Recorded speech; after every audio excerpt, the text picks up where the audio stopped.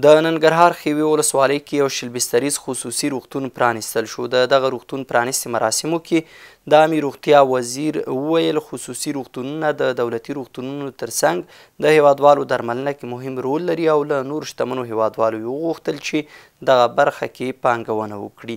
د روغتون مسؤلین وایي دغه روغتون په څه باندې 20 میلیونه افغانۍ مالي لګښت جوړ شوی او بېلابېلې روغتیایي خدمات وړاندې کوي. د افغانستان او ازبکستان ترمنځ د کرنې او مالدارۍ په برخه کې همکارۍ پراخیږي. د هیواد د کرنې اوبو لګولو او مالدارۍ وزارت د مالیې او اداري مرستیال ملا آغا جان په ملتیا د ازبکستان د کرنې وزارت مرستیال عبدوزوکروف جمشید په مشرۍ یو لوړپوړی پلاوی ننګرهار ته سفر وکړ. دوی د درونټې برېښنا بند، حبیب حسام پولټري کمپلیکس، د ستروسو څاڅکو بخور بڼوالۍ، د میوو ملي کلکسیون او شیشمباغ څیړنیز مرکز څخه لیدنه وکړه.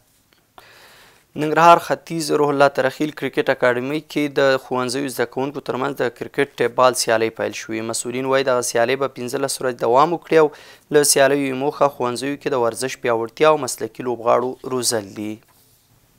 ننګرهار برېښنا شرکت څه باندې 55 میلیونه افغانۍ پورونه راټول کړل. د ننګرهار برېښنا د رئیس مولوي جان محمد انقلابي په مشرۍ د جلال آباد ښار په ټولو برخو کې د موظفو ټیمونو لوري د پوروړو پیرودونکو د میټرونو د قطلین د ترسره شوي عمومي اشر په ترڅ کې زرګونه استوګنیز او سوداګریز میټرونه چې د برېښنا بیلونو له درکه له 2 دورو او 3000 افغانیو ډیر پوروړي وو قطلین شول. د دې اشر په پایله کې څه باندې 55 میلیونه افغانۍ عواید راټول شول.